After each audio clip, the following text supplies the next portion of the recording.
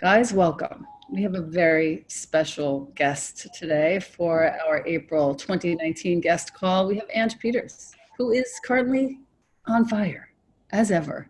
And welcome. Good morning. I'm so excited to be here. We were texting this morning at like the crack of dawn. The Um, crack. Literally, Beautiful. just excited and knowing that today's the day, and maybe we'll do this a lot more. Yeah, Our I team's love that plan. very aligned. Quarterly, monthly. We have both teams together today here. I've invited her team to come on the call because I think that's probably the smartest thing we'll ever do. And what I thought is that I have a few notes. I have notes from Abby Wambach's new book that I want to share and have you sort of riff on. I have notes from your most recent podcast, which I think is critical for all of us to not just review, but also dig in a little more deeply wherever we feel the need to do so.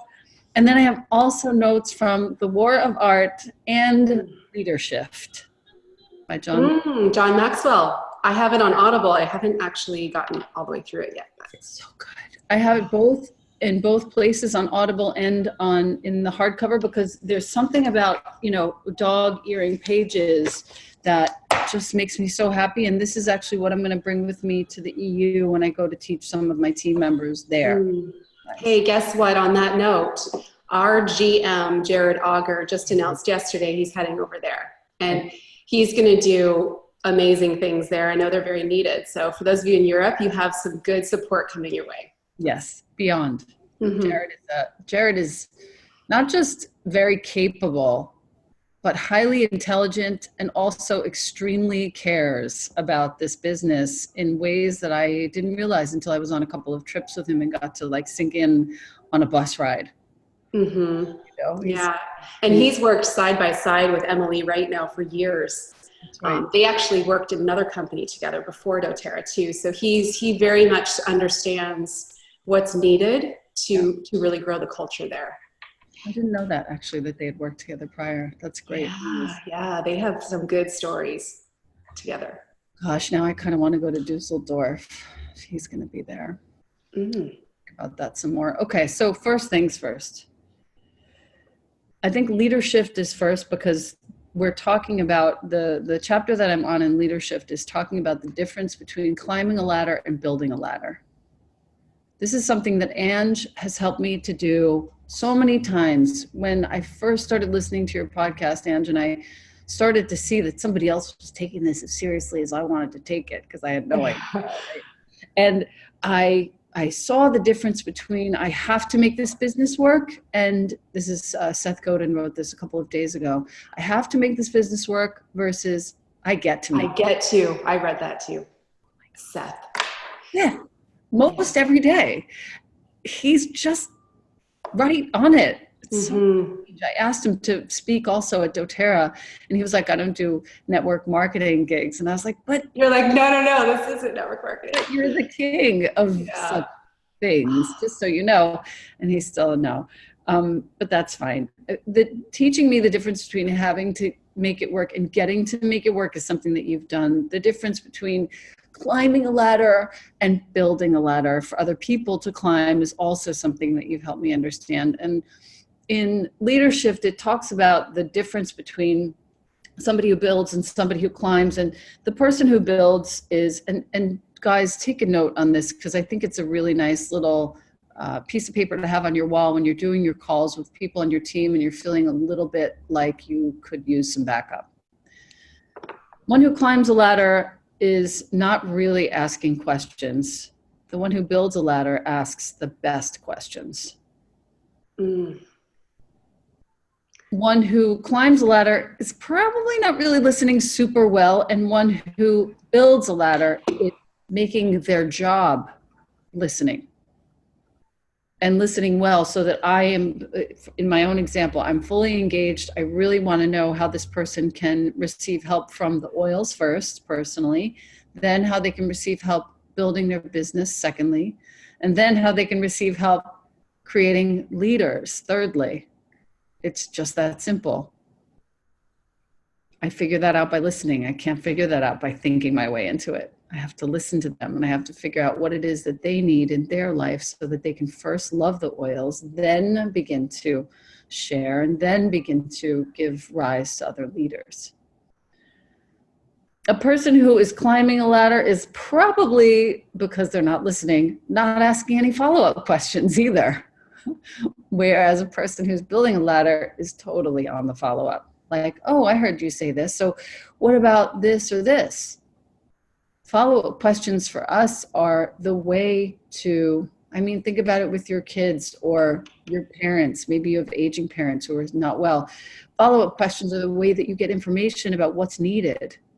We can't really get information without asking a follow-up question. And if you've ever been asked a follow-up question, follow-up questions make my heart feel happy. They make me feel seen and heard and loved, cared about. A person who is building a ladder is constantly learning. Those who are climbing, maybe they're learning. Maybe they're not, but people who are building ladders, they know they have to learn because they know that in order to create a team of sharers and eventually give rise to leaders in any business, not just this one, they have to be learning. I have to be learning all the time. I have a certain amount of time every day. I'm just nose in a book, nose in a podcast. Mm-hmm. And you've taught me that. That's thanks only to you. Because nobody else was talking about that as a definitive teaching. And lastly, a person who's building a ladder is constantly leading. And sometimes, for example, this morning is a really good example. I was talking to Christine Russell. I love you. And she was asking me about how to really get with her leaders to be leading. And I thought, oh, that's so easy. Why don't you tell me what you think I'm doing well because you're leading your ass off?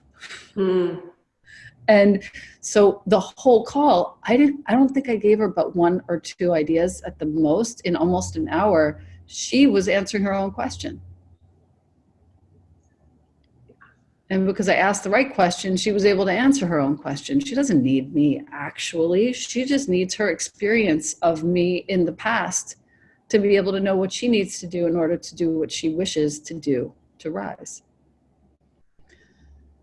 So Ange, the difference between climbing a ladder and building a ladder, it's something that you do so beautifully well. You're so generous with your resources. I ask you a question, you send me an entire webpage that you're building to answer it. And here you go. It's like, here, take this. And it has moved me to do the same in so many ways, publicly and privately. And I just want to say thank you for it. And I also want to say, like, where did you get this bone in your body? How did it happen? I care about the truth very much. Something I was thinking as you were defining what that means to build the ladder through asking the right questions. We only get to the truth when we ask the right questions, right, guys? There's a lot of convoluted information out there today, and I think that the most important skill as leaders is to be able to have discernment in as many situations as possible, to be able to recognize the truth by how it feels, how it looks, so that we develop that barometer for it within ourselves and in what we're sharing. And I've always, as long as I can remember, had a hunger for the truth and a strong dislike for the rules that are made up or the dogma. Like, I have such a repulsion for that. When we can't ask the right questions to get to the truth, I have a real problem with that. And so I think I've always been that challenger. From a strengths perspective, learner is my second strength. So that probably does play into this pretty big, right? I love the learning process. Give me a long drive in a car with an audiobook and some good podcasts, and I'm so happy. I traded in time spent on Netflix or browsing social media years ago to continue to develop my mindset. And I think the leading question is, I wonder how much better this could actually get if ... Like I love those kinds of questions. One of my overarching question while we're talking about the importance of questions is, and I've been actually talking about this with my two girls, because lately they've been wanting more things and wanting a dog and wanting a piano and wanting to do all these things, right? And they're 7 and 9. And so the conversation we've been having lately is, can we be trusted with more? It's one of my favorite questions to ask myself when I have a new dream. Can I be trusted enough with this dream? Can how I am utilizing my current resources demonstrate that I'm ready for more? Can my level of gratitude with what I have demonstrate how ready I am for more? And along the way, I think that, you know, this always invites us to come back to this place of, how well am I working with what I have? What is my role within this? And I think I understood pretty early on in doTERRA land that I was going to be one of the ones to push this forward, to be willing to take that on. There's a willingness within the work that we do, right? We have to be willing to put ourselves out there and to handle all that's going to come through that. But when you have committed to that, you understand that there is no other way to go, right? What's the other option? We either don't grow forward, or we step back into safety all the time. Those are like the two things in front of us, right? At any given moment, am I going to grow through this, do the harder thing, put myself out there, risk judgment, risk what they will say or think of me?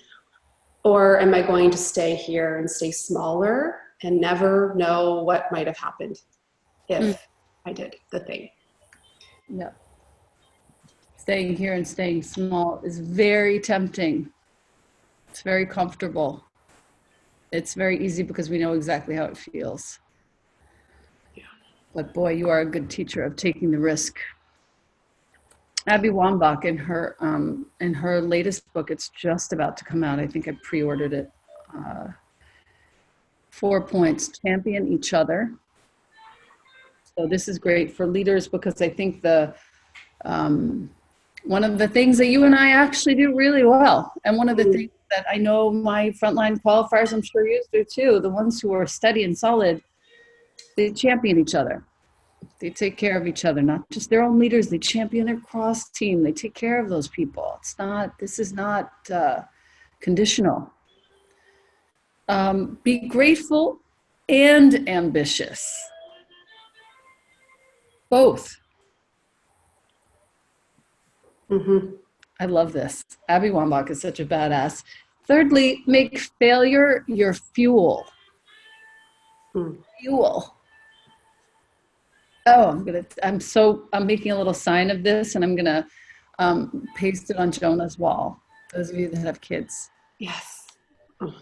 And fourthly, and this is the best, because sometimes we all have to do this, lead from the bench. So good. Sometimes we have to. But how nice is it when you as a leader, and I'm speaking to each of you individually, how nice is it when you as a leader are able to sit back on the bench for a second, just for a second, not be in action, and still be leading? I think that is the fact that it goes back to the fact that we get to do this work. The fact that we have a business where this is actually not only an option, but also an imperative at times, to lead from the bench. Wow. To let my leaders lead without sticking my damn nose in it, all my fingers, toes in it, and let them just do what they have to do to feel their own leadership emerge. That is such a gift to be in a business like that. Can you name another kind of business where that's true? Just parenting. Right. Right. I mean, I think it's so good to be able, for those of you that are parents, you understand how many parallels there are between the work we do and being a parent, right? Of probably, it doesn't matter what the age is, really, I can't see that ever changing, where you don't want to swoop in and make everything better for your kids, right? Right. But I think, that energy of being the parent and through being an adult, there's a knowing that you've gone where your child has gone already. You've learned a lot of those lessons they're going to learn, and you do want to go in and fix it. And that's what we tend to want to do as leaders, is just to make everything okay. And I think, a lot of when we think of all the resources we have access to in doTERRA, and how much we're creating for our teams to have this space where everyone can just find what they're looking for and go. The underbelly of that is we try to eliminate every possible piece of friction for you so that you can get out there and, I guess, ultimately deal with the real friction, which Keely in the chat box said, what if my answer to this is, yes, I want to be that leader. Yes, I want to grow and be trusted with more, but I just don't have that belief level yet in myself yet. Yeah. That's the friction, right? We don't want you to have friction around finding what you need to do this business, because the real work for you is going to be trusting yourself enough with this opportunity to get out there. And over time, it's one of those things that you can't actually access until you do the things. It's like confidence, right? You just can't access confidence until you get out there and fail and put yourself out there. So yeah, I mean, this is why, you guys, this business is going to radically change your life. Like, you have literally no idea how much you're going to evolve in the next couple of years. One of the points you made on your last podcast was that the only people who do well in this business are the people who take ownership. Uh-huh. And you indicated that taking ownership, and I'll say it again, only people who do well in this business are the people who take ownership. And you've said in the past also that the only people who fail are the people who quit. Mm-hmm. I will say this every call. Taking ownership means you take ownership of your health first. You take ownership of your life second, and you take ownership of your business third.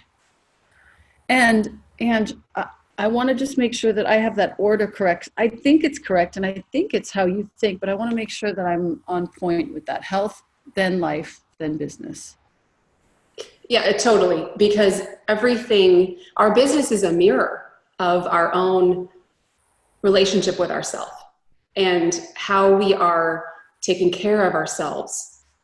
Oh man, that affects the whole thing, right? It affects the whole thing. It affects what you'll say no to, what you'll say yes to, what you allow to, influence you or chip away at you. I mean, we have to have a strong foundation.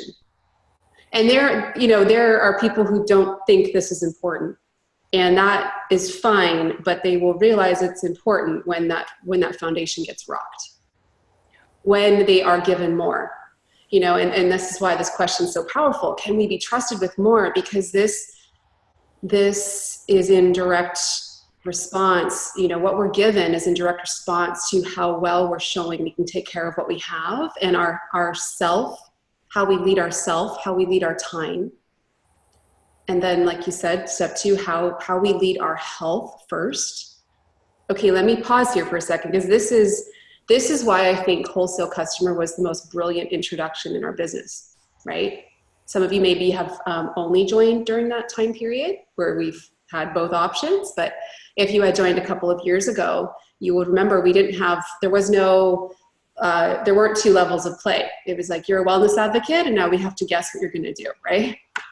Yeah. And this created this clear period of time for our customers where even if they are the next you and they're going to build this business with you, why are we starting them off in that way, right? Why we need to honor how important that time period is for them to take their self-care and their health seriously. Yeah. Because if they can't do that, can they really do the other things? Can they really be somebody that customers will trust with their journey when the evidence of their own care is not there? Like this is such an essential part. And truthfully, I think anytime we're feeling stuck in this business, I know we have a large variety of ranks here right now. It doesn't matter what level we're at in this business. Anytime we're feeling like there are leaks within our growth or we're feeling stuck in any way, we just have to come back to the principles in that live guide. It is not about what our team is doing. It is not about how we're marketing, because all of that is impacted through how well we're taking care of ourselves. Mm. It's fundamental, because that's when that flow happens. You'll start to attract more people to you, because there's a knowingness that they can sense that what you're talking about and what you're teaching is real. And I think this is a call to action time for us in doTERRA, because I've been feeling this conviction around the work that we do in this movement. We have to take this very seriously. There's a lot of changes and shifts happening in our world, but there's a lot of, for lack of a better word, trolling going on. And we need to give this movement a face. We need people to understand this is real. We need them to be able to see and touch and feel what true health and impact and leadership looks like. That's our responsibility, because the other group is getting a lot louder. And I think that we in doTERRA are the most positioned to impact the world in a big positive way. We really are. The post this morning that I saw, one of my teammates pointed out, Joy, pointed out that Blue Cross Blue Shield is now accepting doTERRA essential oils as something they will cover. Started today in the Northeast. Keely Martinez also posted it on Instagram at Essentially Obsessed. I believe it's in her stories. It might be a post. It is happening.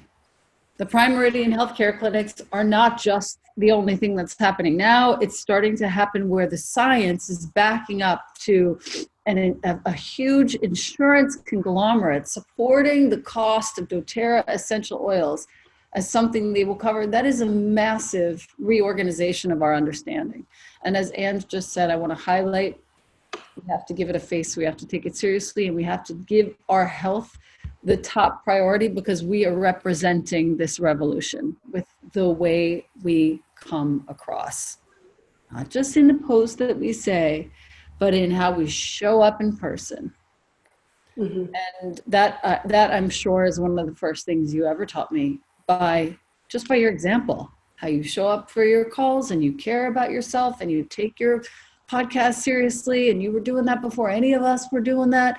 And you were taking it seriously and doing it regularly and being consistent and staying on top of your team in a way that got you to double diamond. Like, that's a really big deal. That's 2 full teams.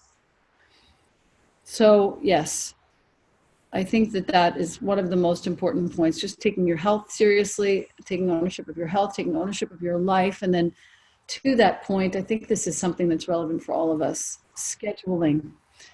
We talk about it a lot. I've talked about it on all 3 of my team calls this morning. I have people submit to me the schedule that they're currently keeping. What are you doing on Monday? What are you doing on Tuesday? What are you doing on Wednesday? And then start to actually design a schedule that gets them excited to be waking up in the morning. There's no overwhelm. There's no overscheduling. There's just a schedule that you love. You also have been a primary source for me on that understanding. And I wonder if you could speak to the couple of things that are igniting you this week about your schedule and what seems important and relevant for your team, which will be great for us too. You are so kind. My goodness. It's true. I love a good schedule. I do. I think this is something that is living and breathing and evolving all the time. And something I actually just posted this week is a date I keep with myself every Sunday afternoon. Ideally, I'm in this same little nook I've created in my home, and I've got a little tea, and I've got my laptop calendar and my notepad, and I look over the upcoming week, and typically it looks pretty good, because I've built systems and things on repeat and on a blueprint, if you will, of things that I want to keep seeing happen until it just doesn't make sense anymore. I think the call out with our schedules is that we have to understand everything on there is on there because we put it on there. And when things are starting to feel heavy, it's time to evolve, right? And that's up to all of us to own and to manage and take control of. And man, I mean, I like, my greatest fear in life, you guys, is wasting time. Like, I don't want to waste. I don't want my time to be spent doing anything or with anyone that feels like it wasn't life-giving for both of us, right? It's just, and this takes work. I think the toughest time is when you're elite, premier, and silver, and your life's starting to change. You're starting to see that this is actually something that's growing into something, and it's also starting to make, your time is in more demand, right? More people want your time, and there are relationships in your life that they might need to go on pause for a season, or they might not be there going forward in the same way that they were before. These are shifts that are happening. And our schedule is just that really quick way to understand what we're valuing when we look at it. So, there's a lot of principles within how we manage our time and our focus. But I think at the core of it, we have to understand that everything truly is up to us. And we have to figure things out as we go. There are things that you will realize you are really strong in when it comes to doTERRA. Some of you, I'll give you an example. Calls with people, mentor calls. This is something that when I first started, it was kind of, we regimented this system of, well, you have calls every single week with your qualifiers. And we did that for a couple years. And what was happening was it was turning into this situation where everyone was doing a lot of life coaching with each other. And that wasn't what they had signed up to do as when they said yes to this business, right? And so we had to get more systems in place around, well, what is the intention of that call? How can we make sure that time is focused on action and growing the business? And those evolved over time. And it wasn't working though for a while. It was very draining for our builders to be on the phone all the time with their qualifiers and realizing not a lot's getting done. So we're just talking about all of the reasons we're stuck, or all of the blocks we're having. And I've been thinking a lot about this lately. I think having a schedule full of calls with your qualifiers is kind of the same as working in a corporate office and being in meetings all day where nothing gets done. So you got to be really careful. You got to look at where your time's going as a leader, because as builders here, we need to make sure that close to 80% of our time is focused on our own business. And so we're now in the time in doTERRA where we have a lot of access to resources. There really shouldn't be a reason why your time is going out to a lot of people and not actually generating business in your business and attracting fresh energy to your team. That's really important as leaders. And I just wanted to call that out because I know that this seems to be one of the greatest pain points when you're building this, is that you feel like your time is going to so many people and nothing's happening through it. So it feels really good, no matter what level you're at, to be somebody who is continuing to stay focused on the reason you started this in the first place, which is sharing your love for the oils, right? So I just wanted to call that out. But yes, scheduling is really important. If you're just new in this business, the earlier you can create a system for yourself with work hours in doTERRA, it's going to make a lot of things simpler, because working from home is no joke.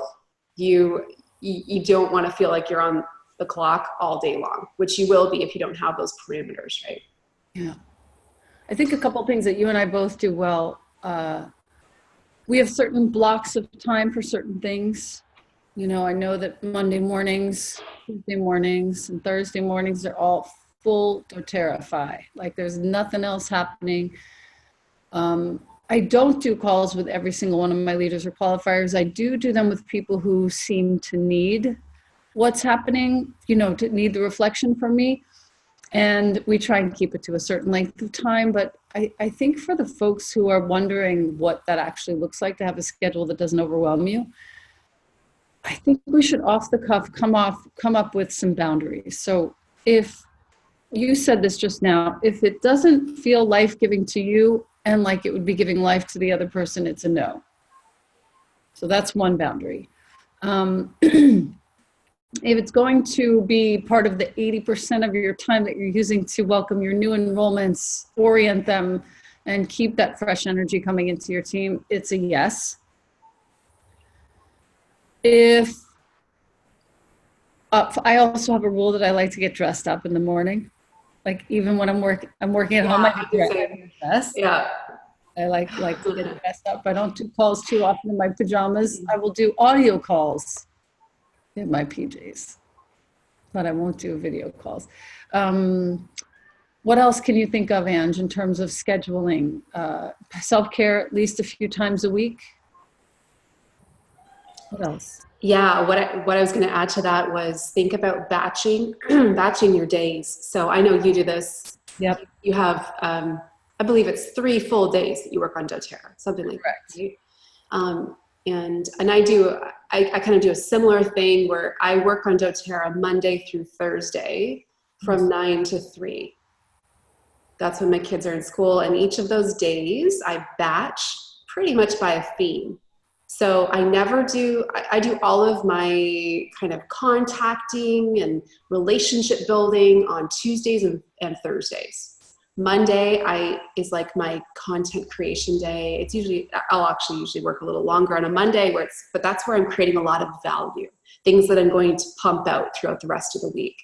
So I might, and like Elena said, I always, during my work day, I have a workout in the morning and I want to feel good when I do my work, because you'll notice your work changes based on how you're feeling, right, in your body. So, you want to feel good. So I might do some videos on Monday. I might prepare notes for a podcast I'm going to record, but for the most part, it's like in the zone, a lot of flow happening that day. And I don't want to have a random call at 1 o'clock in the afternoon, that I know I have to shift gears. And that can trip us up if we have interruptions in the focus that we have. So one thing I suggest to newer builders who maybe only have 1 hour a day to work on doTERRA, think about pipes, right? There's pipes. I'm sure you guys have heard this acronym, right? We're always either preparing, enrolling, presenting. No, that would not spell pipes. Preparing, inviting, presenting, enrolling, supporting. Okay. So those 5 things, if you think about your week as batching one of those things each day, what if you only had an hour a day, what if every Monday was your prepare day? So you think about whatever you need to do, to prepare. And if you're a new builder, you're likely having ideally one class or one-on-one with somebody every week. So there's always a little bit of prepare, right? And then inviting on Tuesdays. Okay, you hit that, you look at that contact list, or maybe Tuesdays is your day to, that relationship building, you're following up with people, things like that, so that you're not feeling like you have all these things on the go all the time. There's an actual, structure to it. So that's what I do, and it's worked really well. And one other thing, just to create momentum in your business, is set aside a day and time where you're always going to do that one thing that's going to be putting you in front of people to share and to teach and to enroll. So, we talked about this already, but one example was when I started doing the live broadcast. I started that about 3 years ago, and I was doing them every single week, Wednesdays at noon. And it in the beginning, like when you start anything with consistency, you start to bump up against that resistance of like, oh, every Wednesday, I can't just leave my office and go to the mall and walk around or meet that friend for lunch or, but it creates this sense of order in your schedule, and you show up during that time and you're consistent with people. They come to know you as being consistent during that time, which is important for their building trust. That may not be your example. Maybe your example is every Wednesday at 7 o'clock, you're holding an essential oil, beautiful class in your home every single week. And you do that for even just 3 months and see what kind of flow and movement that creates in your business. And so here's the thing. Our schedules and our time are the first invitation to build trust with ourselves. It's where we will see evidence of how ready we are for more. That keeps coming up together today. If we keep our commitments, if we follow through, on what we've said we're going to do on that schedule, you will earn trust and confidence with yourself so fast. So that's an important call out as we're building this business, because it is so easy to just not do what you said you're going to do and go fold laundry. It's so easy to pick up the phone to that friend who wants you to go shopping and leave that list you said you're going to do today. That kind of stuff, you guys, is going to happen every single day. So this is what we need to become skilled in, is setting work hours and sticking to it. And keeping your word to yourself. That's probably the most important thing you said. I mean, it's also important, but keeping your word to yourself. And I love the fact, for those of you who are doing full-time, I just like to get to the practical of what you just said. For those of you doing full-time, Monday content creation, Tuesday, Thursday, which is prep. Tuesday, Thursday is basically inviting, preparing, presenting, enrolling, supporting.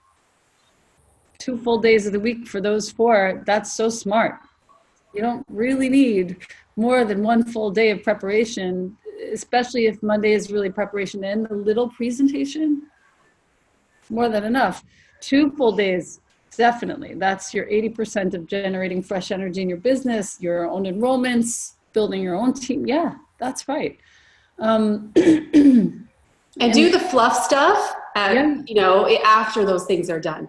Organizing your oils alphabetically, and creating that beautiful image to share on Facebook, or working on your website, or those kinds of things. You guys they all have their time and place. Yes. But they shouldn't take up time during your VIP time. You want to really get that income flowing into your business. Yeah. And just curious, when during your week do you do those sorts of things, the fluffy fun things like reorganizing your stickers? Yeah, I usually do them on a Saturday morning. Oh, that's they're home. We're just hanging out together. I like to involve them in those things because they'll be working for me eventually. They know it. That's for sure. We'll be working together. Or the way I've made it work,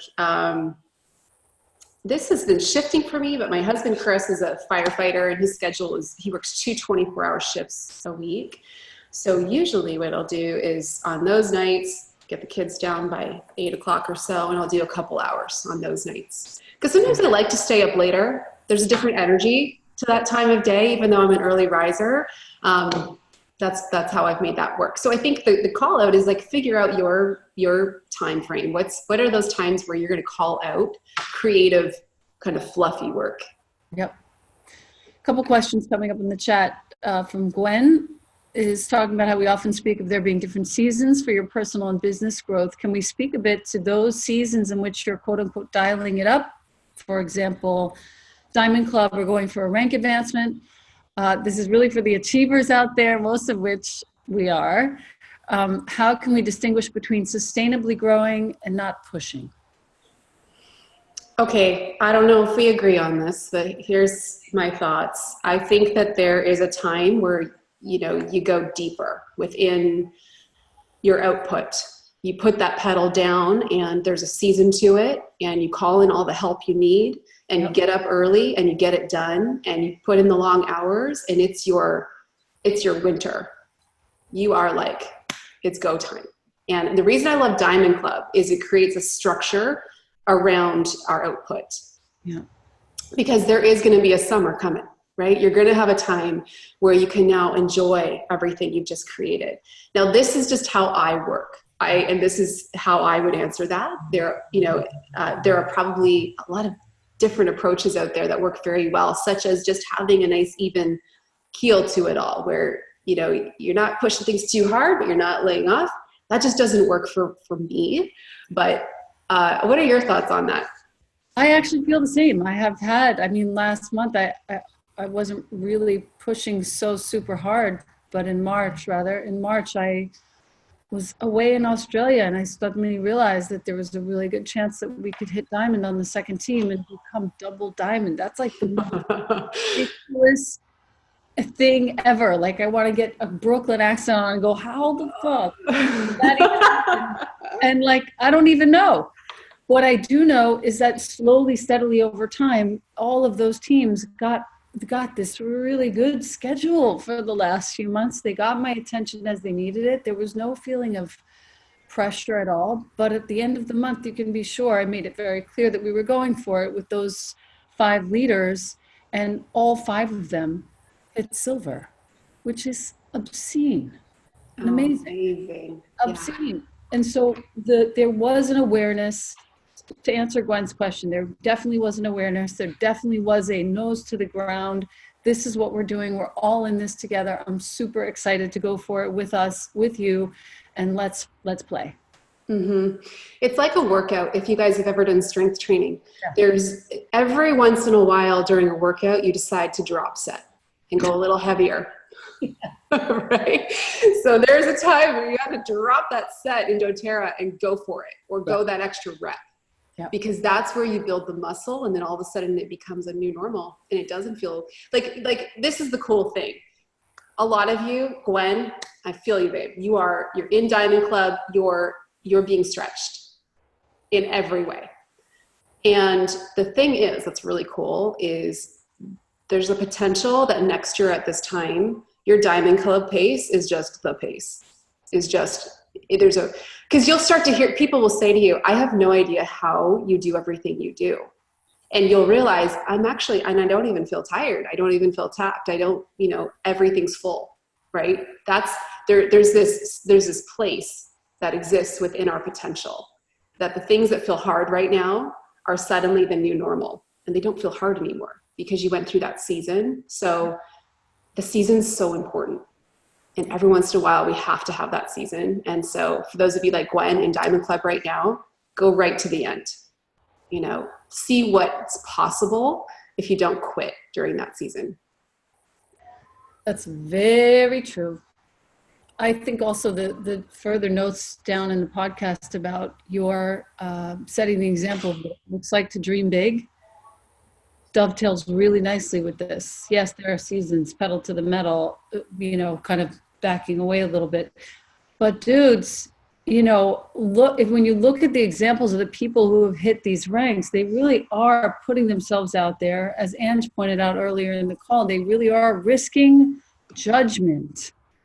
I cannot. I promise you, you don't want me caring about what other people think about me posting about doTERRA. Oh. You don't want me to care about that. I promise. I love you so much. This is it, isn't it? Yeah, that's everything. Because if I cared, it would never be out there. And guess what? There would be tens of thousands of households that wouldn't actually have exposure to the oils. I walked into my kid's school just now because of my commitment to doTERRA. The secretary, I catch her putting peppermint on his schoolmate's belly because he just started some new medication and he ain't doing well at all. And immediately he felt relief. If I cared about what other people were thinking about me, if I wasn't willing to set the example of what it looks like to dream big, that would not be happening. And that poor kid would be sent home with some Pepto-Bismol. I don't know what. Which is basically just the same plants with a bunch of chemicals added on. Can we talk about this topic for a second? This is yes. There's so much to this. And I want to actually, Elena, I want to continue this conversation on the podcast at some point. This is the topic du jour, because I love how you just said that. You guys don't want me caring about what people think, because then a lot of this stops. A lot of this wouldn't have ever happened. This, I'm so attracted to that level of boldness that leaders are showing right now, which is needed to move this forward. I wrote to my team this morning, that post that I put up yesterday, there's going to be a lot more of that. And oh my gosh, I love it when you share like that, Elena, because I wrote to my team, I said, consider this my version of saying to the trolls, hey, knucklehead, over here, right? like what we would do for our kids if there was something. Mama bear is right. It's like, hey, over here, leave that new silver alone, please. Let's come over here and have the conversation. And because here's what happens, and so there's been this like space that we've had to navigate through, where when you give them the people that you're worried about, when you give them a face and a name and you look them square in the eye and you say, let's have a conversation about this, there's no conversation. Because this goes back to what we've been talking about today, where this is why it's so important that we have a strong foundation in what we're doing along the way. Because when it comes to it, that's what's speaking volumes for you. And this is why we need to get a lot louder and a lot bolder, because there's a through line through the work that we're doing right now. And it starts actually with the owners. Yeah. Our 7 owners have such integrity and such big vision. And it doesn't matter where in their life you look at, you see vision, you see that integrity, you see that truth. And it's why doTERRA is as big and beautiful as it is today. It's why it's attracted all of us to this work. And this is the calling on each of us as leaders, is to be that out in the world. Yeah. Right?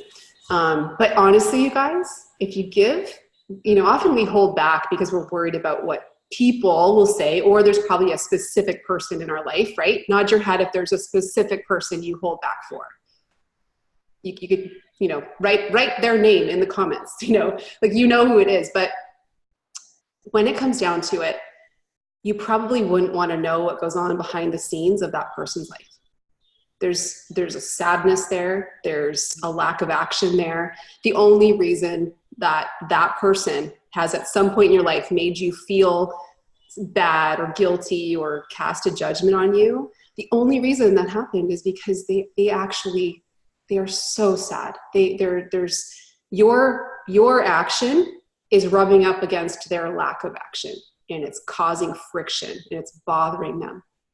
And so there does come a point where you have to go even harder, deeper, faster in that direction of resistance. Oh, let's segue. War of Art. Yeah.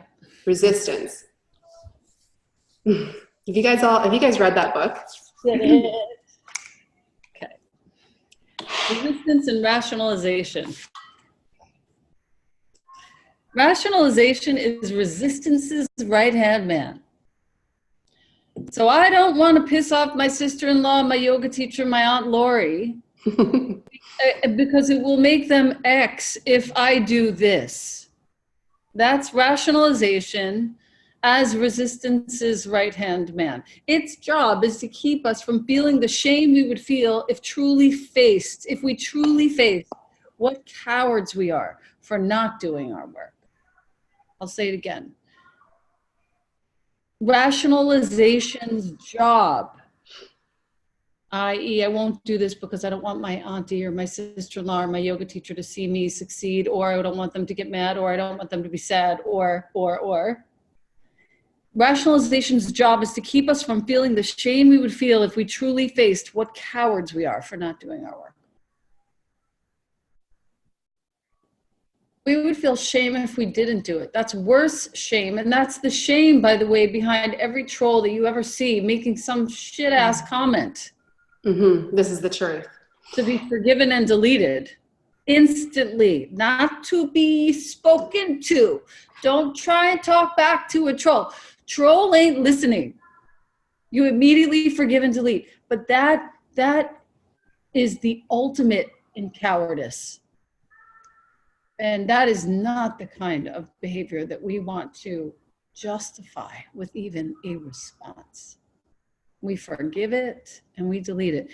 And if it's you resisting because of this rationalization that you want to keep yourself small in the eyes of this person, or you don't want to piss this person off, or you don't want to add to this person's trouble or sadness or grief or whatever, or inaction, whatever judgment, whatever it is, I dare you to call yourself a coward. I dare you to accuse yourself of the same cowardice as some mean troll commenting on my post that doTERRA is a scam. Hi. There are millions of families all over the world who are benefiting from doTERRA. Not a scam. Do I fight this person and tell this one person? No. Delete, block, forgive. That's it. My day is not interrupted. by that energy. My day continues to flow. I am going on my own trajectory. It's a strong trajectory. That energy does not impede my flow at all. Yes.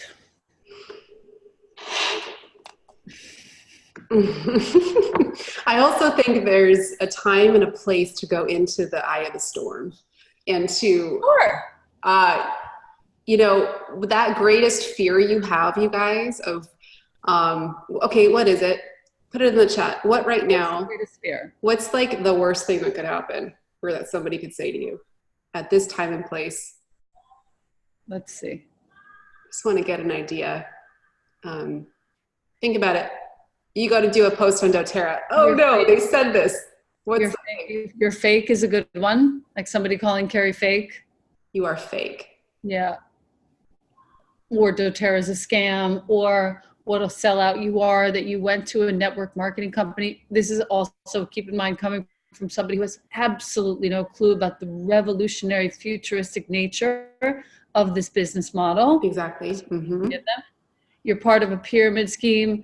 I'm most afraid to be wholly authentic, all about sales and money hungry. Are you an aromatherapist? Yeah, somebody asked me that yesterday too.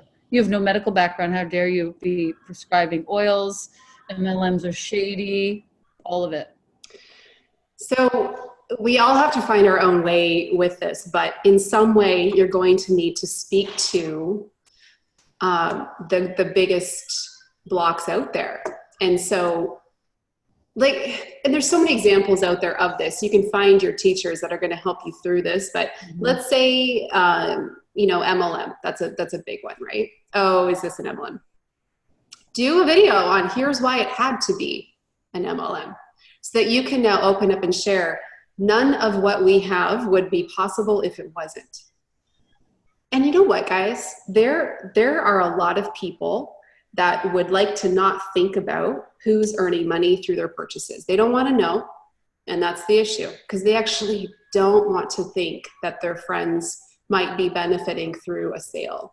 They would rather walk into a drugstore where they don't have to come face to face with the person benefiting. That's kind of what it is. And so there's this invitation for us to open up and share more about why this matters to you, to be the person that they join this journey with, that they come into community with. So every one of the fears that we have, or the things that are holding us back from sharing, there comes a time where we have to go right into that, and we have to share, here's why. Yeah. Then you have something to tag them in down the road, right? There's Jenny Murray just said it's a vague fear of people saying, who do you think you are? Oh. And it's great. I think and it sort of takes all the rest of the comments and ties it up in a bow, because the post the other day that I made with the, the bottle of Anchor, it was really about, would you rather pay the head of some company who hasn't touched his products in decades, or would you rather pay your friend who's busting her ass to learn, teach, grow, and lead? I know who I'd rather pay personally, but that also is a mindset shift, because, and here I think is the crux of it, and then I'll stop.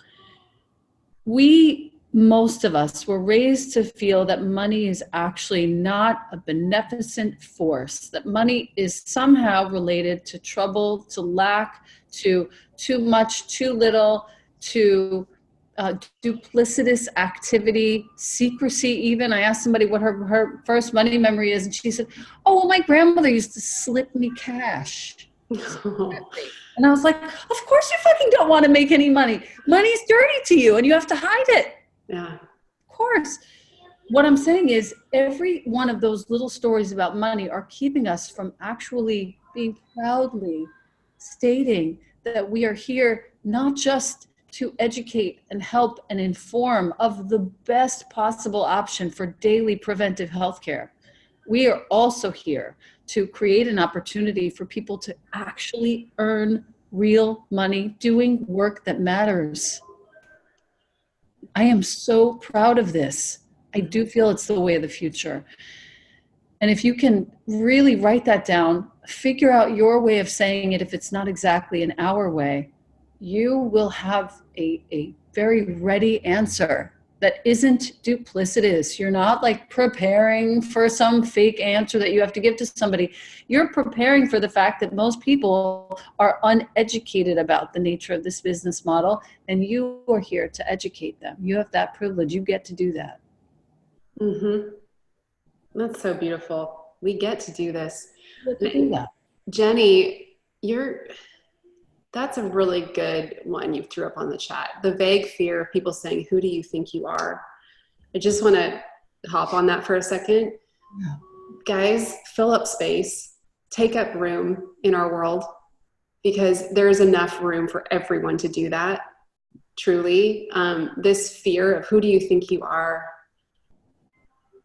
Please be somebody that we all know, that we come to know because of the work you're doing and how much space you're willing to move into. Because you can't, I mean, there are many people who will not step into that. But don't be part of the reason that they don't. You know, give people that opportunity on your team to take up more space in our world because of how you are, because of how you're showing up. That's not something to dilute, or, I mean, that is what's being asked of you. It is. I want to find Oracle style, one more piece in the War of Art for us. Yes, Christine, MLM video coming soon. While Elena finds her page there. There's something so cool when you see somebody that had something to lose step into a conversation. So Christine, like running the largest, most beautiful yoga studio in Canada, had something to lose by doing this, right? It's a little more interesting in that situation. I think the same thing with you, Elena. When you did that video of, here's why I'm doing doTERRA full time now. Oh, dude. Like, so bold. I love it. Oh, I love it. Like, I have friends who were pissed. Sure. Oh man, people were like, you know, the ugly like nostril flares. What the fuck are you doing? What? Yeah. And I'm like, this is really where my heart is. Follow or don't. I'm cool. But here's why. Mm-hmm. And sure enough, you know, lots of them are now. I found resistance in being a star. Ready? Mm-hmm. Grandiose fantasies are a symptom of resistance. They're the sign of an amateur. The professional has learned that success, like happiness, comes as a byproduct of real work. The professional concentrates on the work and allows the rewards to come or not come, whatever they like. And I dare you to say, look, if my example is any help, if Ange's example is any help, you know what the two of us have done well in the last few years? We worked hard for this. We did. We worked hard. We put ourselves out there. We kept to a schedule. We were consistent with our daily actions. We were consistent with the way that we took care of ourselves every day with the oils. We were consistent in how we placed, guys, this is important maybe for some of you who are early, place the oils in places around your house where you can use them and find them easily so that you're always using them and you're always in a game. And dare I say, we both took our exercise, movement, seriously. I swear to God that if your business feels stagnant, I swear to God, you might want to ramp up and or add exercise to your schedule as a part of your daily activities, because flow through your body is flow through your business. Mm-hmm. Ange, hose us off. Hose us off.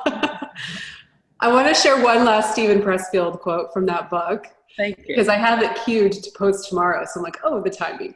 Great. The more important an action is to our soul's evolution, the more resistance we will feel towards pursuing it. So like this talk today, I mean, it has me all, it's good, because we all are at this point where it's like, what are we being invited to next? Where is that resistance? Kind of like a knot in our back, right? Where do we need to massage something and go right into it? So we all know what that is. We've talked about a lot of things in this hour together. Is it how we're managing our time and our schedule? Is it holding back because of Aunt Lori? Is it worrying about things that we're actually the one meant to influence? Like, if it's on our hearts, there's a reason.